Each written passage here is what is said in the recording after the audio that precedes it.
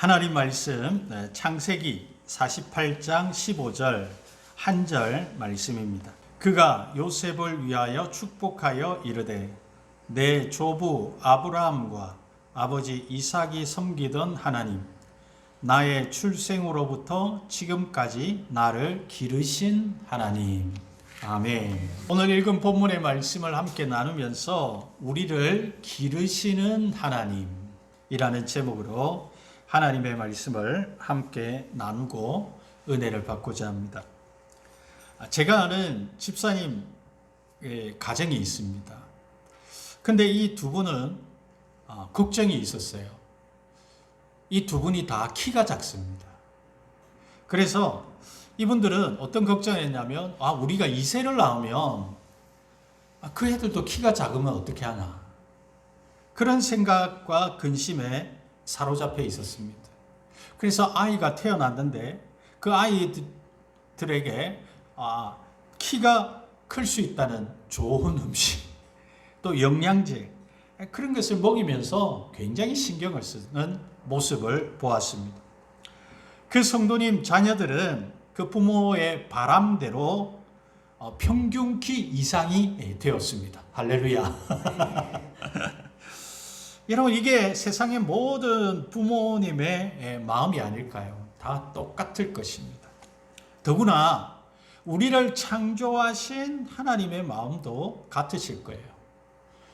정말 키가 크듯이 우리가 자라기를 원하고 우리가 성장하기를 원하시는 하나님의 마음입니다. 오늘 본문에서 하나님은 우리를 어떻게 하시는 분이심을 말씀하고 있습니까? 하나님은 우리를 양육하시는 분이시라고 말씀합니다. 15절 말씀에 보면 나의 출생으로부터 지금까지 나를 기르신 하나님이라고 야곱은 고백하고 있습니다. 기르다라고 하는 이 히브리어는 라라고 하는 단어인데 이것은 먹이다, 양육하다, 무엇을 돌보다, 부양하다라고 하는 뜻입니다.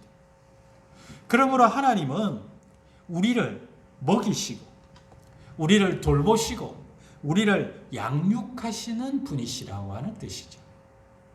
시편 95편 7절에 그는 우리의 하나님이시요 우리는 그가 기르시는 백성이며 그의 손이 돌보시는 양이기 때문이라. 시편 100편 3절에도 여호와가 우리 하나님이신 줄 너희는 알지어다. 그는 우리를 지으시니요 우리는 그의 것이니 그의 백성이요 그의 기르시는 양이로다. 지금 본문에서 야곱이 이 요셉을 축복하면서 이렇게 고백합니다. 나의 출생으로부터 지금까지 나를 기르신 하나님. 여러분, 왜 야곱은 이렇게 하나님을 고백하고 있을까요? 지금 야곱의 나이가 몇 세입니까? 야곱의 나이는 지금 130세입니다. 하나님은 130세인 야곱을 지금도 양육하고 기르고 계시다는 뜻이죠. 그러므로 여러분, 이 기르신다라고 하는 이 말은 단순히 육적 성장만을 의미하지 않습니다. 왜냐하면 인간의 신체는 제가 듣기로는 25세부터 늙기 시작한다고 합니다.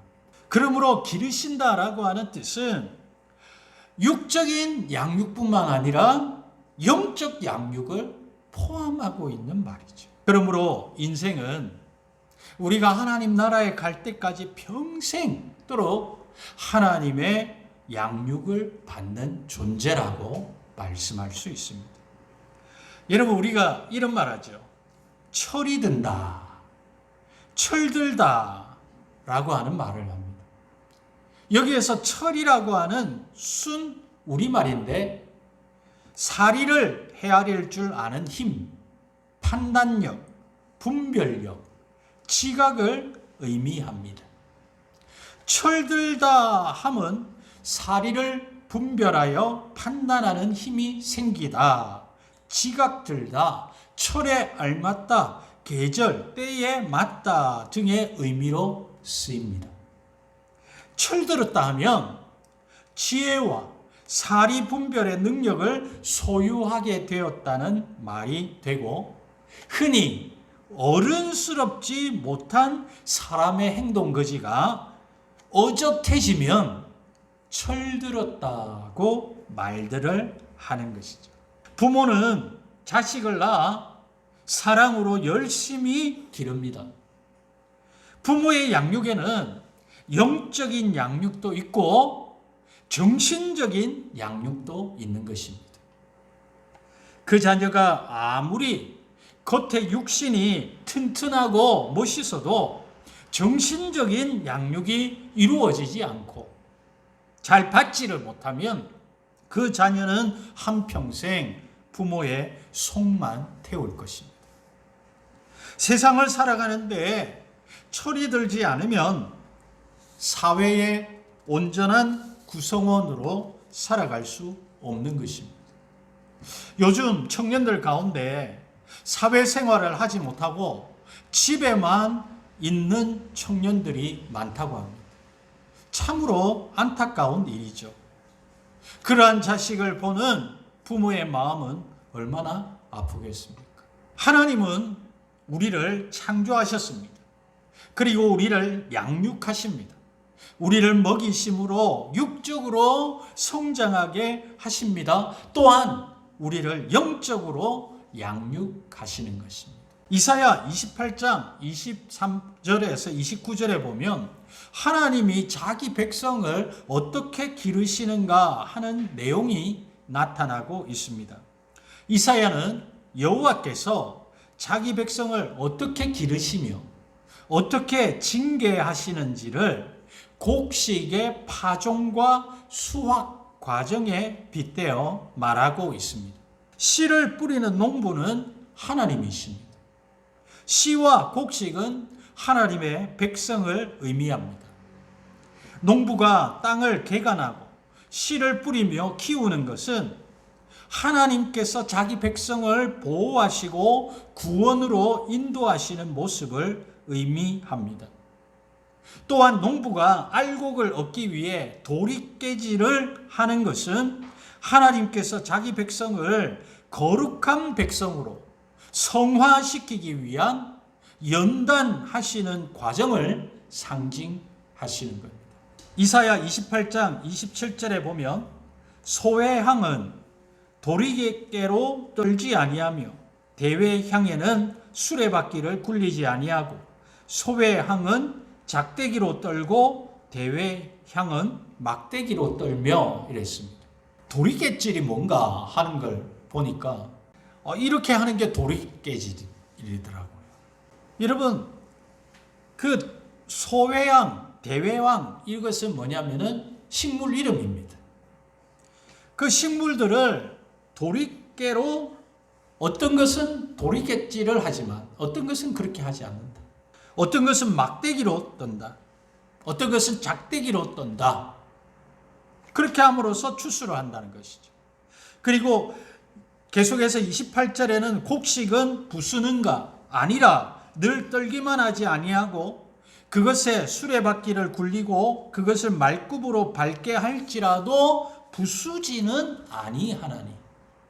다양한 방법으로 한다는 것이죠. 농부가 다양한 방법을 사용해서 추수하고 탈곡하는 것은 대상과 상황에 따라 다양한 방식과 수단으로 이 세상을 다스리시는 하나님의 모습을 보여준다는 것이지. 이 말은 오늘도 하나님께서는 우리 성도 한 사람 한 사람을 그리스도의 온전한 제자로 하나님의 백성으로 세우기 위해서 다양한 방식과 방법으로 맞춤형으로 양육을 하고 가르치고 계시다는 뜻이에요. 사랑하는 성도 여러분, 우리는 하나님의 온전한 백성입니까? 온전한 제자입니까? 아니죠. 부족함이 있지요. 뭔가 모자람이 있지요. 그러므로 우리는 여전히 하나님의 양육을 받고 있는 것입니다. 그런데 하나님의 양육 방법은 사람마다 다 다르다는 거예요. 고난의 강도도 다릅니다. 어떤 사람은 정말 힘든 고난을 겪는 사람이 있어요. 그런데 어떤 사람은 그렇게 힘든 고난은 아니에요. 또 어떤 사람은 고난의 시간이 길어요. 10년, 20년 계속 길어요. 그런데 어떤 사람은 그냥 뭐 몇 개월, 뭐 몇 시간 이러면서 또 넘어가요. 고난의 내용도 여러분 다 다른 것입니다. 그러나 중요한 것은 하나님의 양육은 누구에게나 다 있다는 거예요. 하나님이 우리를 온전한 그리스도인으로 만들기 위함입니다. 이사야 선지자는 우리를 성숙시켜 가시는 하나님의 지혜에 대해 이렇게 말씀하고 있습니다. 이사야 28장 29절에 이는 만군의 여호와께로부터 난 것이라 그의 경영은 기묘하며 지혜는 광대하니라 라고 했습니다. 하나님은 광대하고도 세밀하게 성도를 세워가시는 하나님은 신실하신 하나님이시라는 거예요. 여러분 우리는 그렇죠. 하나님 왜 이런 고난을 주십니까? 왜 이런 어려움을 주십니까? 그냥 편안하게 세상 살다가 천국 가면 안 됩니까? 여러분 하나님 그렇게 하시겠습니까? 아니죠.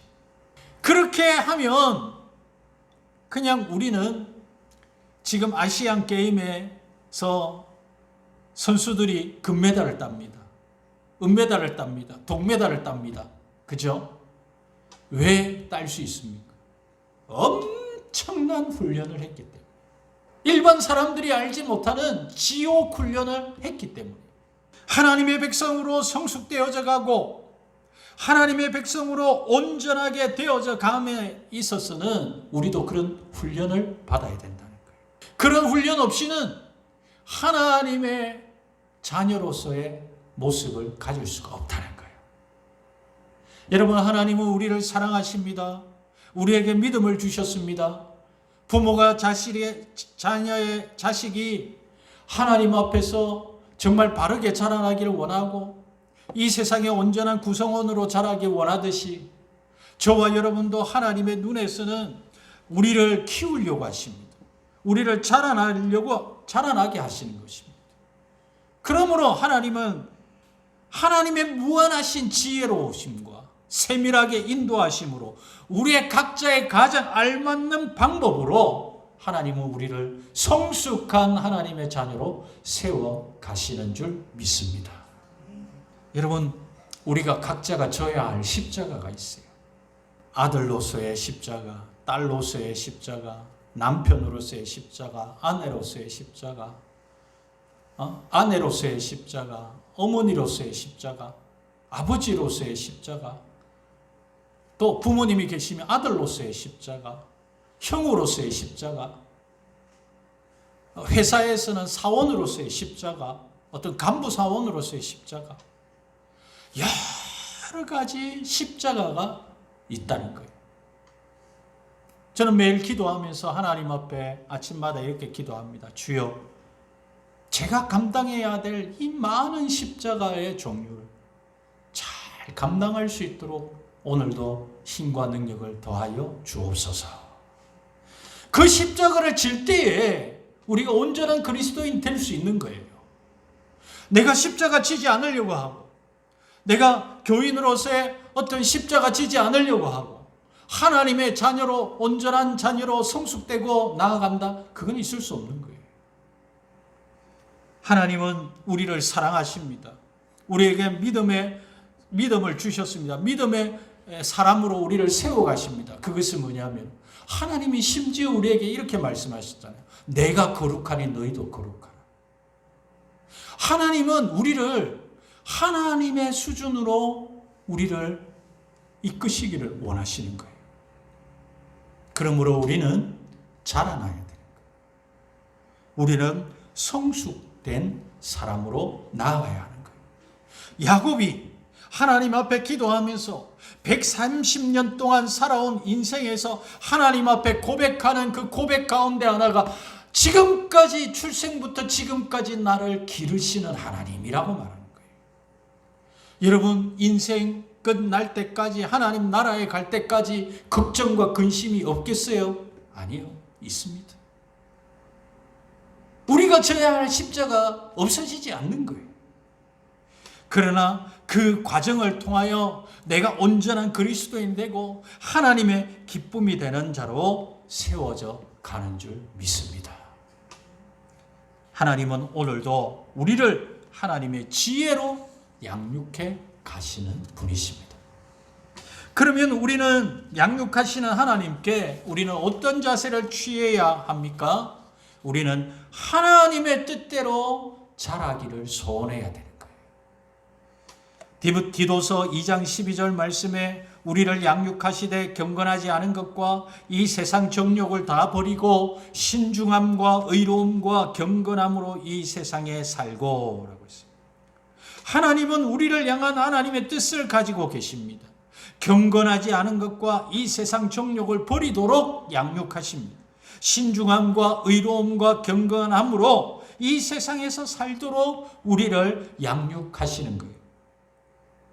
이사야 1장 2절에 하늘이여 들으라, 땅이여 귀를 기울이라. 여호와께서 말씀하시기를 내가 자식을 양육하였거늘 그들이 나를 거역하였도다. 누가복음 15장에는 우리는 너무나 잘 아는 비유를 볼 수 있습니다. 탕자는 아버지의 귀한 아들로 태어났지만 철이 없었어요. 그는 자신의 욕심을 채우기 위해 유산을 가지고 아버지를 멀리 떠납니다. 그리고 허랑방탕한 생활을 합니다. 돈이 다 떨어지고 배가 고파지니 아버지의 집이 생각이 났습니다. 허랑방탕한 생활을 위해 깨닫게 된 것입니다. 그는 아버지의 집으로 돌아옵니다. 그리고 아버지의 그 환영하는 반응을 보고, 사랑의 눈물을 흘리는 아버지의 반응을 보고 그는 결심합니다. 나는 다시는 아버지를 떠나지 않으리라. 아버지의 말씀에 순종하고 효도해야 되겠다. 그런 마음에 다짐했을 것입니다. 인생극장 5부작에 보면, 여러분 우리나라 영화로도 나와 있지만 아주 인기를 끌었던 영화죠. 타짜라고 하는 영화가 있습니다. 타짜. 근데 그 타짜라고 하는 그 영화의 실제 주인공이 누구냐면 정병윤이라고 하는 사람입니다. 이 사람은 주방장으로 있다가 어쩌냐면 우연히 그 배달 나갔다가 화투하는 사람, 그 도박하는 사람들의 모습을 보고 그 도박에 뛰어들었다가 어땠냐면은 집안에 돈을 다 어느 누구 수술비로까지도 그걸 도박으로 탕진한 사람. 그러다가 이 도박의 타짜를 찾아가가지고 이 도박을 배워가지고 아주 우리나라에서 최고의 타짜였던 사람. 그는 타짜로 이름을 날렸고 엄청난 돈을 벌었습니다. 그러나 그는 도박과 술과 여자의 구렁텅이에 갇혀 살았어요. 그러나 놀랍게도 33세 때 그가 하나님의 음성을 듣고 도박과 술과 여자를 끊었다고 했어요. 인생극장 5부작에 보면 그 내용이 나와요. 그가 방송을 통해 알려졌을 때에 많은 사람들이 그를 찾아왔어요.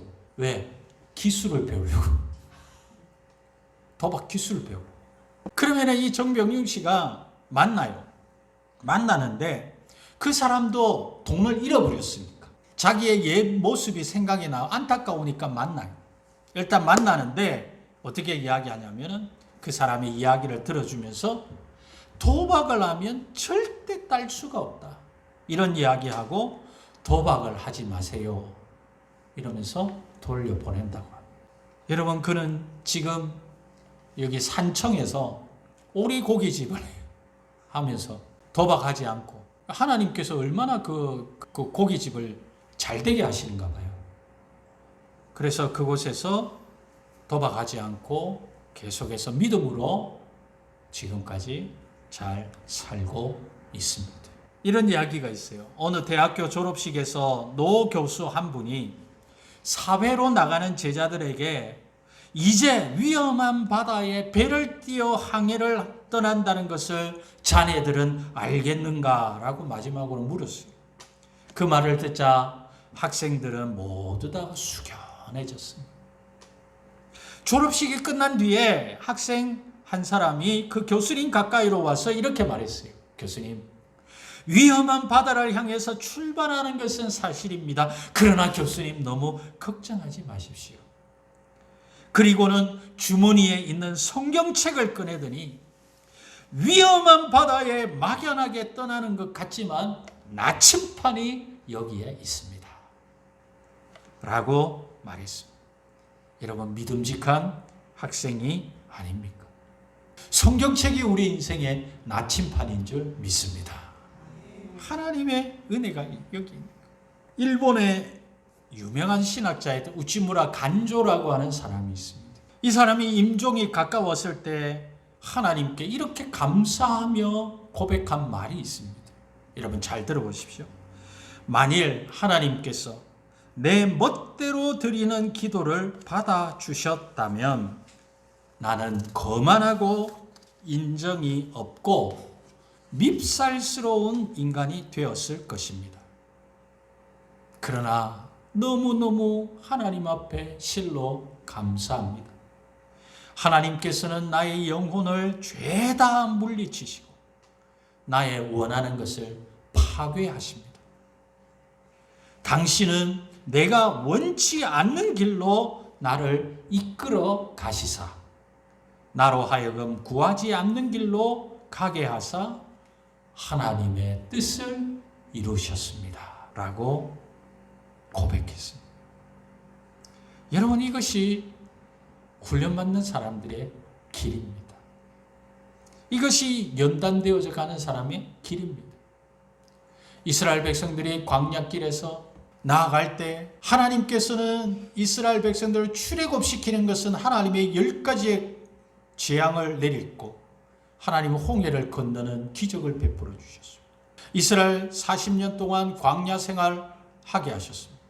광야에서 하나님께서는 구름 기둥과 불 기둥으로 보호하시고 하나님은 만나와 메추라기를 먹이시고 반석에서 물을 내셨습니다. 그러나 가데스 바네아라고 하는 곳에서 정탐꾼을 12정탐꾼을 보내서 그 가나안 땅으로 들어갈 때는 어떻게 했습니까? 하나님께 뜻은 무엇입니까? 너희의 힘으로 가나안 땅을 들어가라 라고 하시는 것이었어요.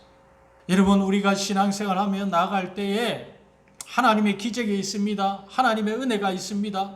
그러나 그 은혜를 붙잡고 내가 그 기적을 체험하고 내가 그 믿음으로 한 발짝 한 발짝 내딛는 것은 나의 책임이에요. 내가 해야 할 일이란 거예요. 내 모든 것을 하나님 앞에 맡김. 그런 믿음으로 맡기며 살려고 해야 하겠지만은 그러나 내가 해야 할 부분이 있다는 거예요. 그것을 회피하면 안 됩니다. 내가 져야 할 십자가를 지고 나아가야 할 줄 믿습니다. 저는 말씀을 맺으려고 합니다. 하나님은 우리를 기르시는 분이십니다. 하나님은 우리를 육적으로 양육하실 뿐만 아니라 영적으로 양육하시는 분이십니다. 하나님은 자녀인 우리가 하나님의 온전한 자녀가 되도록 우리를 양육하십니다. 하나님은 그의 크신 지혜로 우리 각 사람이 온전한 그리스도인이 되도록 양육하십니다. 그러므로 우리는 하나님의 뜻대로 양육받도록 힘써야 합니다. 이러한 저와 여러분이 되어서 온전한 하나님의 자녀로 하나님의 은혜 속에서 이 험악한 세상을 넉넉히 이기며 살아가는 저와 여러분 되기를 주님의 이름으로 축복합니다.